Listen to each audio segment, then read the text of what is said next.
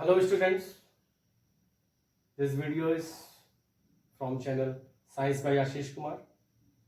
I welcome all of you. Today we will discuss the chapter 1 class 10th chemical reactions and equations, रासायनिक अभिक्रियाएं एवं समीकरण। हिंदी के बच्चे भी इस वीडियो से लाभ ले सकते हैं एंड मैं दोनों लैंग्वेजेस में कोशिश करूंगा कि आपको समझ में आए। In last videos, I attempted the chapter 6 life processes. जैव प्रक्रम पाठ को मैंने पिछले कुछ वीडियोस में आपके सामने रखा था और उम्मीद करता हूं कि आपको वीडियोस पसंद आए होंगे। आज chapter 1 chemical reactions and equations में मैं क्लास 10 की साइंस की केमिस्ट्री का पहला चैप्टर ले रहा हूं और आशा करता हूं कि आप सभी को अच्छा लगेगा। आइए देखते हैं। सबसे पहले शुरुआत करते हैं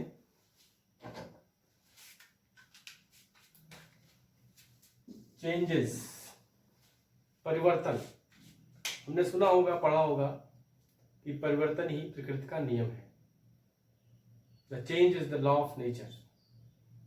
प्रकृति में परिवर्तन होना ही होना है।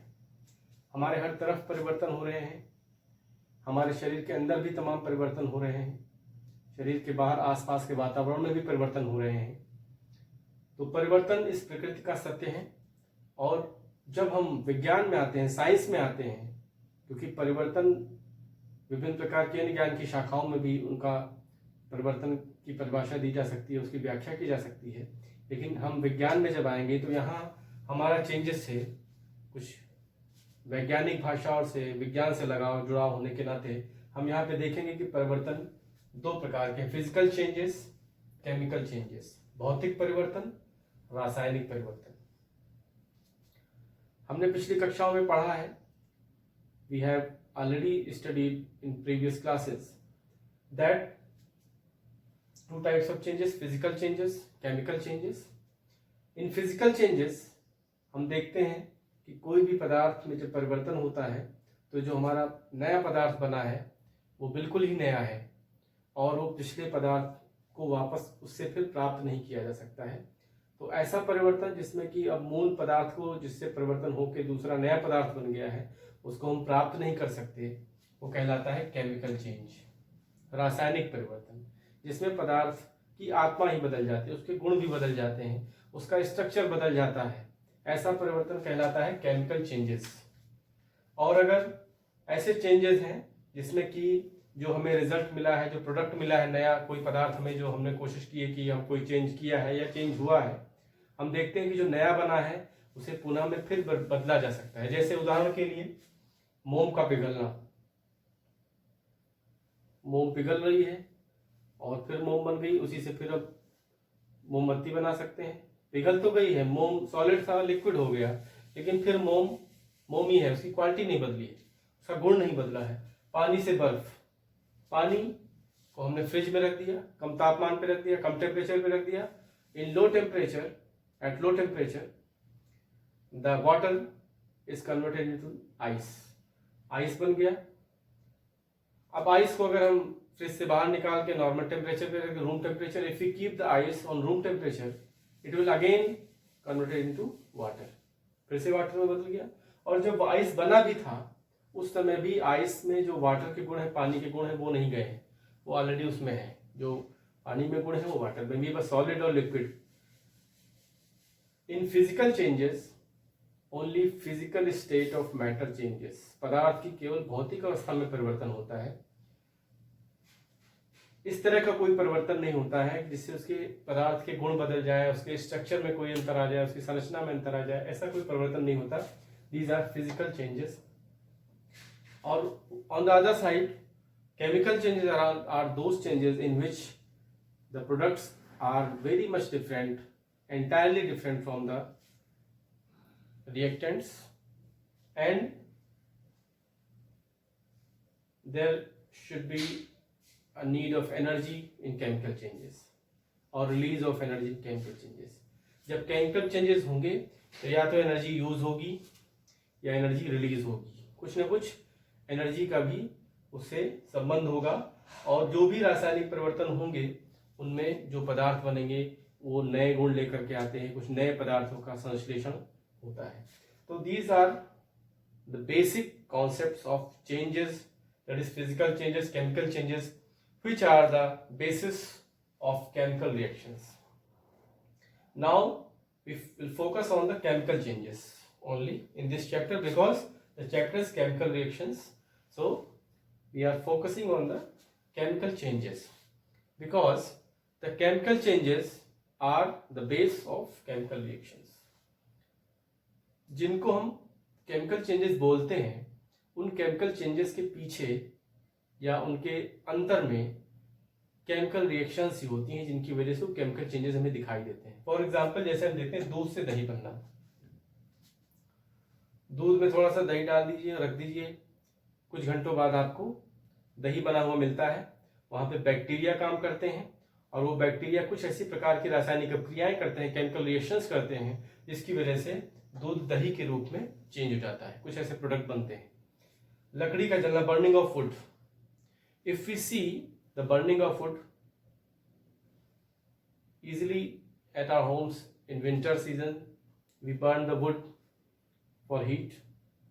So if we burn the wood, we see that smoke is there, कुछ धुआं निकलता है, there is ash is remained, एक राख बच जाती है, तो एक ऐश बच जाती है, राख बच जाती है, धुआं निकल जाता है, लकड़ी जल के खत्म हो जाती है, but we can't get back the wood again, हमें फिर लकड़ी उस राख से प्राप्त नहीं हो सकती है, या उस धुएं को हम इकट्ठा कर लें जो लकड़ी जलाने से निकल रहा था, उससे भी हम उस लकड़ी को प्राप्त नहीं कर सकते हैं। And these are the characteristics of the chemical changes, and behind the chemical changes there is always the chemical reaction और any series of chemical reaction. कुछ भी, कई सारी केमिकल रिएक्शन भी किसी केमिकल चेंज में हो सकती हैं, और एक केमिकल रिएक्शन के द्वारा भी कोई केमिकल चेंज हो सकता है, और वो हमें ऑब्जर्वेशन करने पर, एक्सपेरिमेंट करने पर, रिसर्च करने पर देखने को मिलती हैं कि किसी केमिकल चेंज में क्या रिएक्शन हुआ है। दूध से दही बनना तो हम देख लेते हैं, we see the chemical changes only,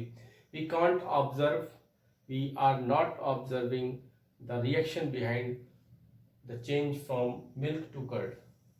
but if we are scientist और we are student of science, if we are teachers of science, then we observe and we try to observe, we try to know the reason behind the change from milk to curd, and if we see the reason, there is a chemical reaction. तो यहाँ भी reaction है, लकड़ी का जलना जिसको हम कहते हैं, सिंपली एक एग्जांपल ले लें केमिकल चेंज के लिए, तो हम देखते हैं कि अगर हम लकड़ी को जलाते हैं तो क्या हो रहा है वहां पे, जलना या burning. Burning always belong to the application of oxygen on any material. किसी भी पदार्थ पर अगर ऑक्सीजन का संयोग उससे होता है, ऑक्सीजन से उसका रिएक्शन होता है, तभी बर्निंग होती है। इसलिए कहा भी जाता है कि oxygen is always needed for burning anything. किसी चीज़ को जलाने के लिए हमें ऑक्सीजन की आवश्यकता होती है, क्योंकि ऑक्सीजन होगा तभी ऑक्सीजन का रिएक्शन उस पदार्थ से होगा और बर्निंग होगी। तो हम अगर लकड़ी के जलने को जो चेंजेस हम देखते हैं, अगर उसको हम केमिस्ट्री में जाएं और from the point of view of chemistry we see, then we see that the materials or compounds present in the wood reacts with the oxygen. जो इसके अंदर विभिन्न प्रकार के पदार्थ हैं जो लकड़ी के अंदर, वो ऑक्सीजन से रिएक्शन करते हैं, ऑक्सीजन से रिएक्शन करते हैं एंड दे बर्न हो जाते हैं। तो उसके पीछे जो है, इन केमिकल चेंजेस के पीछे या उनका रीजन क्या है, केमिकल रिएक्शंस। मेन तो केमिकल रिएक्शंस ही हैं। Chemical changes we can see externally, but internally if we observe, there are chemical reactions. तो वो रासायनिक अभिक्रियाएं हैं जिनकी वजह से केमिकल चेंजेस होते हैं। और रासायनिक अभिक्रियाएं क्या हैं? रासायनिक अभिक्रियाओं में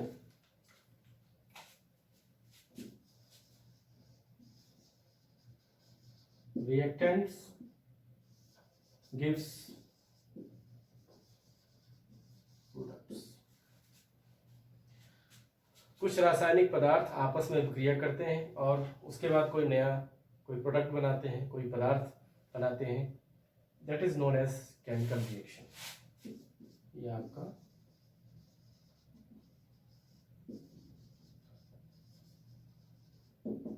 केमिकल रिएक्शन। रिएक्टेंट्स दो भी हो सकते हैं एंड सो ऑन, मोर भी हो सकते हैं। प्रोडक्ट्स एक भी हो सकता है एंड सो ऑन, दो तीन भी हो सकते हैं।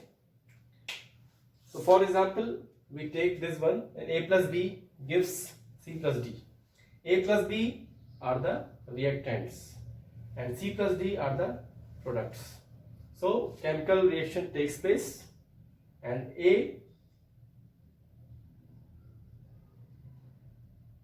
plus B gives C plus D. So this is the example of chemical reaction. If we take real examples like any element reacting with other element, we see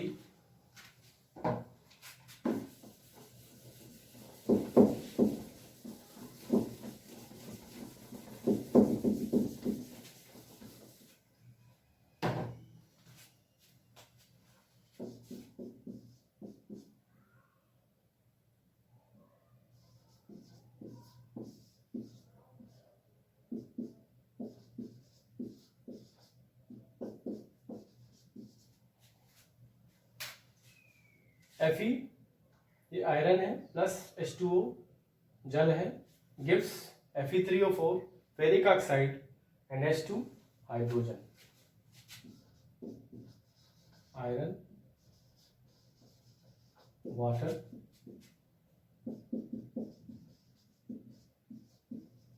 ferric oxide, hydrogen. So we have taken an example where iron is reacting with water and gives ferric oxide and hydrogen.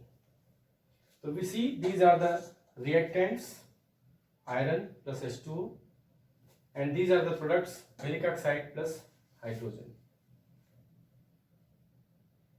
अब इस concept के बाद अब यहां हम देखते हैं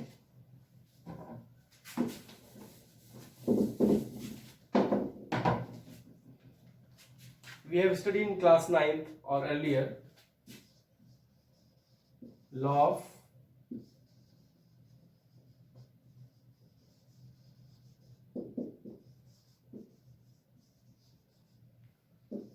conservation of mass।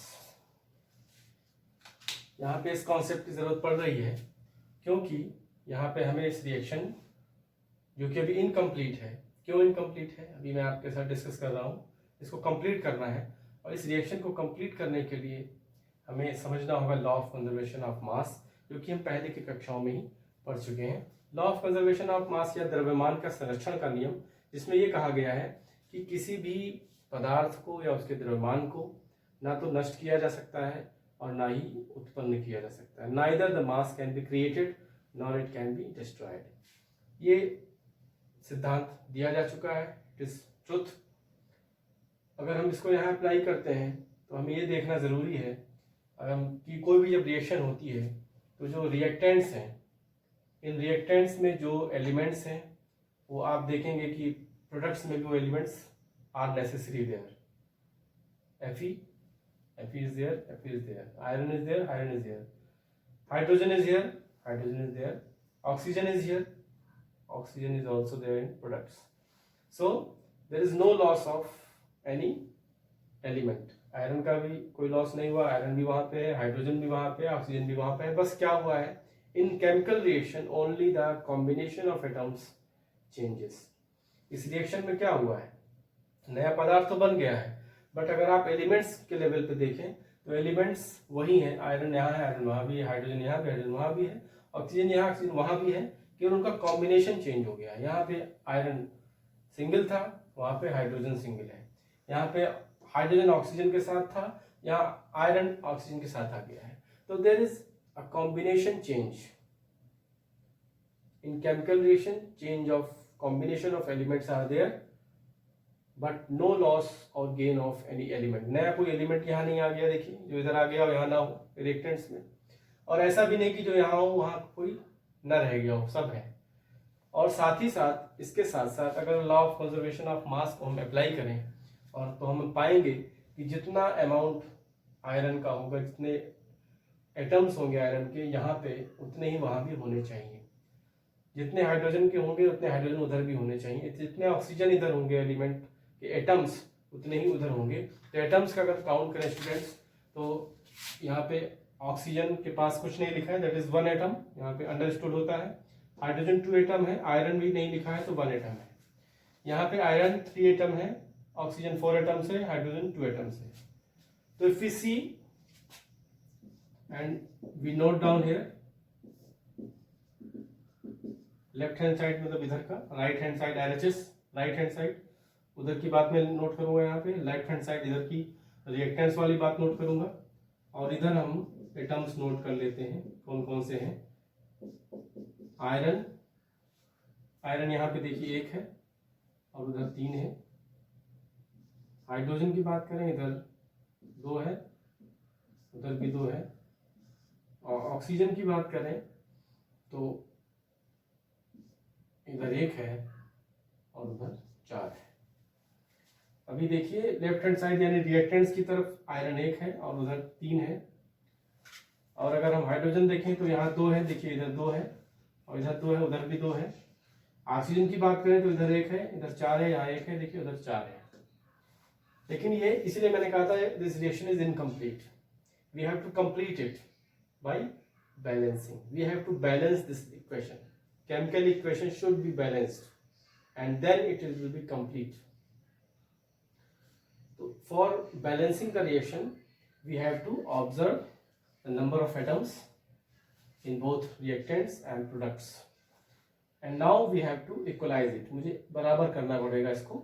अगर हम देखें तो यहाँ पे अगर हम यहाँ से शुरू करते हैं, ऑक्सीजन यहाँ पे 1 है, यहाँ पे 4 है, तो ऑक्सीजन सबसे पहले चलिए नीचे से शुरू करते हैं। अगर यहाँ हम 4 कर देते हैं तो ऑक्सीजन 4 हो जाएगा और हाइड्रोजन 8 हो जाएगा, क्योंकि यहाँ हाइड्रोजन ऑलरेडी 2 है, तो ये 2 4 8 हो जाएगा। और ये ऑक्सीजन जो 1 है ये 4 हो गया, तो ऑक्सीजन यहाँ पे 4 हो गया, उधर भी 4 है, तो ऑक्सीजन हम बैलेंस कर लेंगे। यहाँ हमने 4 से इंटू कर दिया और सही हो गया, बराबर ये 4 हो गया, अभी 4 है।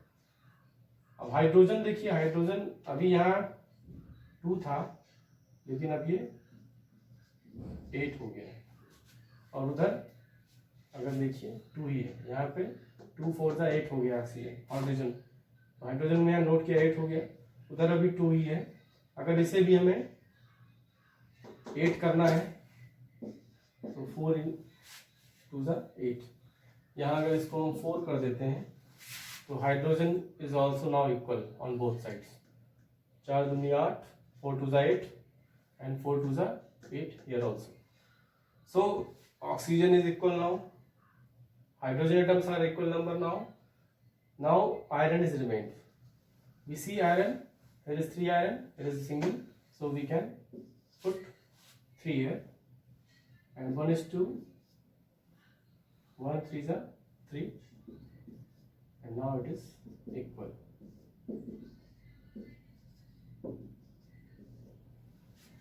So now the number of atoms on both sides of all elements are equal, iron 3 3, hydrogen 8 8, oxygen 4 4. So now this equation is balanced. So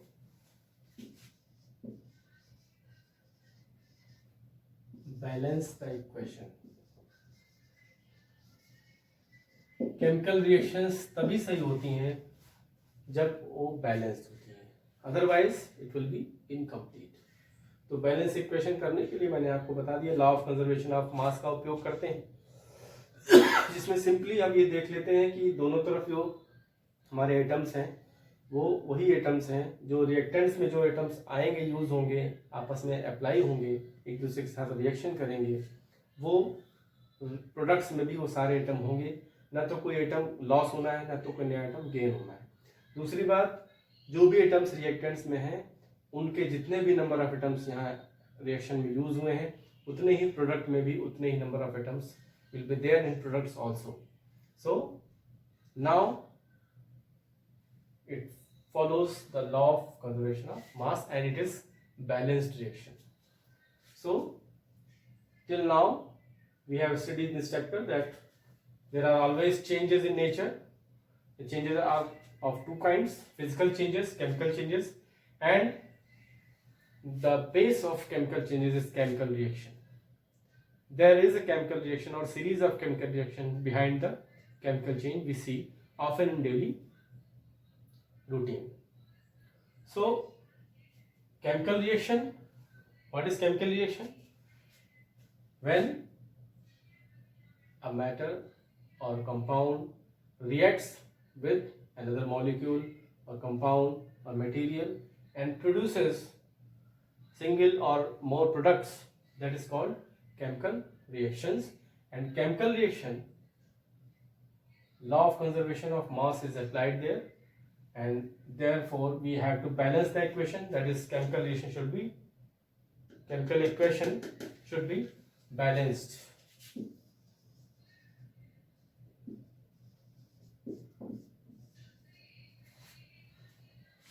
And what is the need of chemical equation? This equation, why we need this? Because if we write the chemical reaction in words, in languages, we have to use 3 or 4 lines, 5 lines of words to explain or to write the chemical reaction in words. शब्दों में अगर हमें लिखना हो किसी रासायनिक क्रिया को, तो हमें 3-4 लाइनों का उपयोग करना पड़ेगा. It will be more difficult to write all the reactions, chemical reactions we have to study in our books, textbooks, and if we write 3-4 lines for each chemical reaction, it will be more difficult to cover all the reactions in our textbook.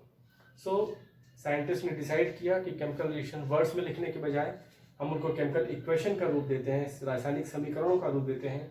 तो this is the chemical equation we use to express the chemical reactions in short term. Short में लिखने के लिए symbols भी बनाए गए, क्योंकि iron, hydrogen, oxygen ज़्यादा स्पेस चाहिए लिखने के लिए इनको, इसलिए इनके सिंबल्स बनाए गए हैं. 9th में हमने सिंबल्स को पढ़ा भी था कि एलिमेंट्स से सिंबल्स बनाए गए ताकि उन्हें शॉर्ट में नोट कर सकें. और these are the international symbols the whole world uses. तो these are the symbols of elements which are using to express the chemical equation, which is the short form of the chemical reaction. So we use chemical equation and it should be balanced, then it will be complete. So now the last but not the least, that is, we can use symbols like S, L and G. S for solid, L for liquid, G for gas.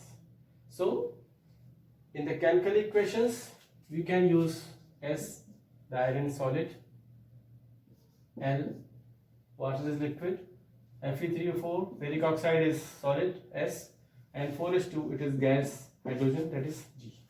So we can use symbols like S, L, G for the physical states of the compounds which are reacting or which are in products, that is iron, water, ferric oxide, hydrogen, and the physical states of these are S, L, S and G accordingly. So this is the system in which we use chemical equations, and this is the system through which we balance the equation. And after that, this video is now at its end, and it will now completed in the next video. And in next video we will study kinds of chemical reactions. रासायनिक अभिक्रियाओं के प्रकार, कितने प्रकार की रासायनिक क्रियाएं हो सकती हैं नॉर्मली, क्योंकि हमें रसायन विज्ञान में, केमिस्ट्री में पढ़ने हैं. तो आज हमने देखा कि परिवर्तन, चेंजेस, किस तरह से केमिकल चेंजेस, केमिकल रिएक्शंस, रासायनिक समीकरणों को, केमिकल इक्वेशंस को हमने देखा. तो अब हम अगले वीडियो में देखेंगे कि किस तरह से कितने प्रकार की रासायनिक अभिक्रियाएं मुख्य तौर पर हमें देखनी है क्लास 10th के पाठ्यक्रम के अनुसार. Okay, thank you.